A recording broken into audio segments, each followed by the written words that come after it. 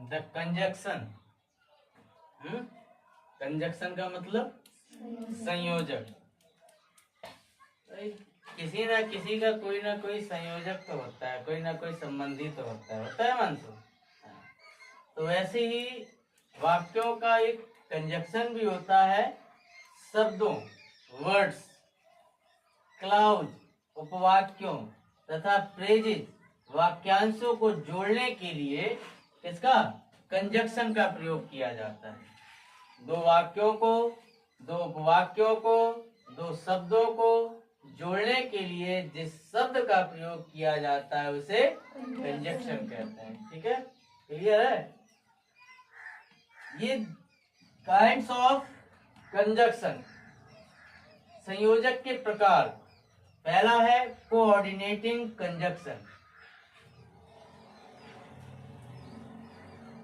Coordinating conjunction मतलब समायोजक,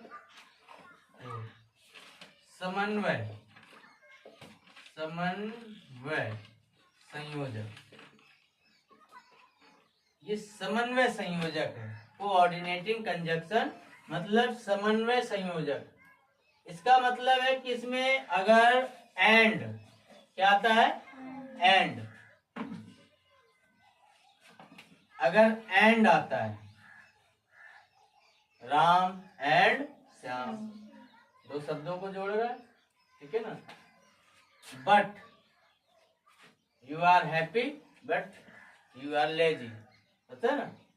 but ये भी एक कंजक्शन का काम करता है। ये किसमें? समन्वय का संयोजक में, कोऑर्डिनेटेड कंजक्शन में। एज वेल एज, जैसा वैसा ही, जैसा का तैसा, अच्छा। फॉर, के लिए। Not only dot dot but also.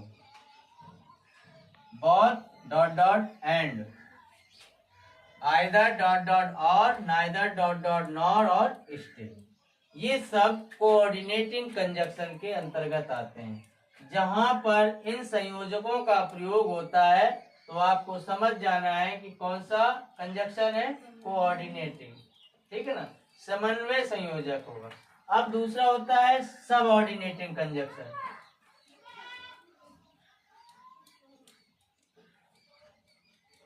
तो ये होता है अप्रधान समुच्चय बोधक। यहां पर जैसे दैट आता है, दैट भी कंजक्शन का काम करता है। If, since, before, after, till, unless, थो, ऑल्थो और एज, ये सब ऑर्डिनेटिंग कंजक्शन के अंतर्गत आते हैं।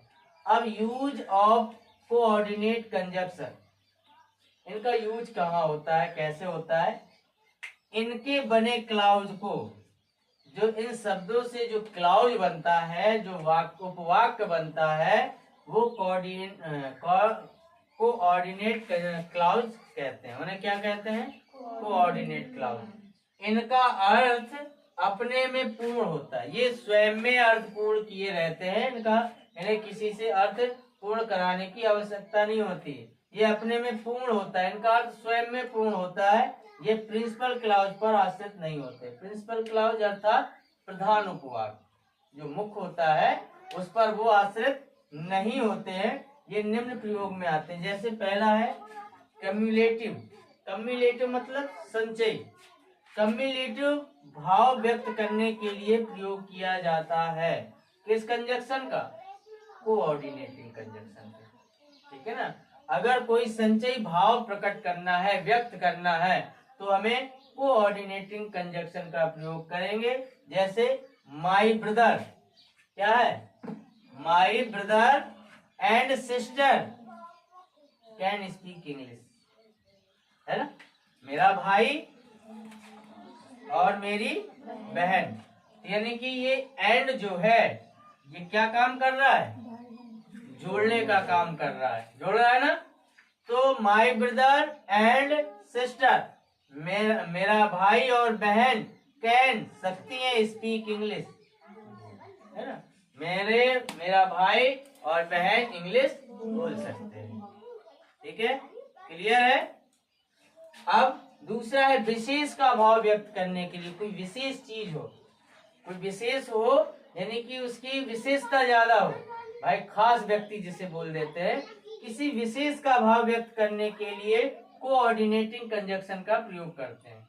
जैसे ही इज पुअर, वह गरीब है, बट ही इज हैप्पी, वह प्रसन्न है, वह गरीब है लेकिन प्रसन्न है। दो कंजक्शन, दो वाक्यों को जोड़ने का काम क्या कर रहा है, बट। समझ में आ रहा है ना, कुछ जा रहा है। हाँ। तीसरा है दो विकल्पों में एक को चुनने के लिए, अगर कहीं ऑप्शन नहीं आ जाते हैं, ऐसे चुनो चाहे ऐसे चुनो, दो विकल्प ये बैठ गए। अब दो विकल्पों में एक को चुनना है, जैसे दो ऑप्शन दे दिए जाते हैं, है ना। कोई भी ऑप्शन दे दिया जाएगा, उसका बेटा कौन, यानी कि उसके पिताजी कौन है, उनके पिताजी के नाम लिखने लगेंगे। जो पिताजी होगा, दो ऑप्शन में कोई एक होगा, एक को चुना जाएगा। वही दो विकल्पों में एक को चुनने के लिए कोऑर्डिनेट कंजक्शन का प्रयोग करते हैं। आइदर कम विथ मी और मीट मी माई हाउस। यहां आपने देखा होगा आइदर डॉट डॉट और है कोऑर्डिनेट कंजक्शन में, आइदर डॉट डॉट और, तो आइदर कम विथ मी, वह मेरे साथ आया, और अथवा मीट मी माई हाउस, वह मेरे साथ आया और मेरे घर में क्या, माई हाउस मेरे घर में, मीट मिला मुझसे, वह मेरे साथ आया और मुझसे मेरे घर में मिला। दो वाक्यों को जोड़ रहा है क्या, आइदर डॉट डॉट और। तो आइदर यहाँ रहेगा, डॉट डॉट में क्या होगा, कम विथ मी, मेरे पास आना, है ना, वह मेरे पास आया। ठीक है ना, इसका मतलब ये हो, जैसे ही वह मेरे पास आया, आइदर डॉट डॉट और मीट मी माई हाउस, और मुझसे मेरे घर में मिला। ठीक है, तो आइदर डॉट डॉट और ये कोऑर्डिनेट कंजक्शन है, दो वाक्यों को जोड़ रहा है। अब चौथा है निष्कर्ष व्यक्त करने के लिए, किसी रिजल्ट पे पहुंचते हैं, किसी परिणाम में पहुंचते हैं, उसी को निष्कर्ष बोलते हैं। तो किसी निष्कर्ष व्यक्त करने के लिए, कोई निष्कर्ष व्यक्त करना है, तो उसमें हमें कोऑर्डिनेट कंजक्शन का प्रयोग करना है। The match must be over, the match must be over.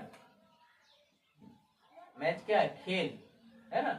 जब खेल क्या हो गया, ओवर हो गया, समाप्त हो गया। For I hear the long whistle of the referees, तो मैंने जैसे ही मैच ओवर हो गया, तो मैंने रेफरी की लंबी सीटी सुनी, हियर, है ना। तो यहाँ पर कंजक्शन का काम कौन कर रहा है, ठीक है ना।